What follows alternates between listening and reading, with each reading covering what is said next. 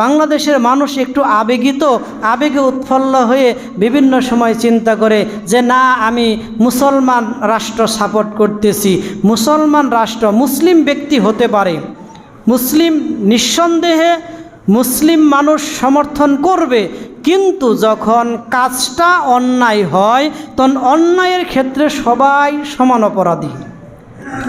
অন্যায়ের ক্ষেত্রে সবাই তখন সমান অপরাধী।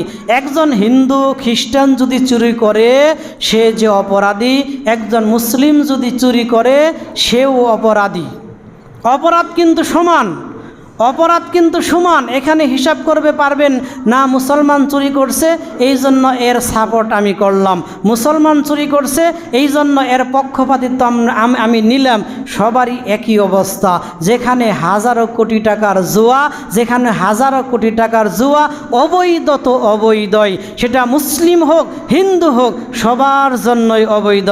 আপনি চিন্তা করবেন অথবা উৎফুল্ল ছিলেন, আহা যদি মিশর জিততো তাহলে ভালো হতো। মিশর জিতলেও অবৈধ, না জিতলেও অবৈধ। এটা যেহেতু জুয়ার চর্চা, যেহেতু হাজারো কোটি টাকার জুয়া, অতএব জুয়া মুসলিম খেললেও হারাম আর হিন্দু বৌদ্ধ খ্রিস্টান খেললেও হারাম, সবার জন্যই হারাম। অতএব এখানে পক্ষপাতিত্ব করে কোনো লাভ নেই।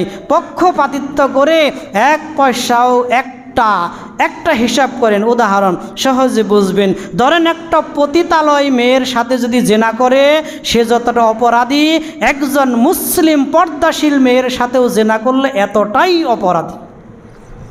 অপরাধ গুণা তো গুণাই, অপরাধ অবৈধ তো অবৈধই, সেটা কোনোভাবে পার্সেন্টেজ হারে বৈধ করার কোনো এখতিয়ার নেই। অতএব অতি আবেগে উৎফুল্ল হয়ে জীবন বিসর্জন দেওয়ার মতো কাজ আমাদের করা যাবে না। এই ধরনের কাজ করা যাবে না। আপনার ভালো লাগে একটু সংবাদ দেখছেন, শেষ হতে পারে, এটা হয়তোবা একটা পর্যায়, কিন্তু এটা নিয়ে আনন্দ, এটা নিয়ে একবারে উদ্বেগপূর্ণ জীবন কাটাতে হবে, এটা নিয়ে টাকা পয়সার সরাসরি করে জুয়ার মানদণ্ডে আপনাকে যেতে হবে, এই বিষয়টা কোনো মুসলিমের কাম্য নয়।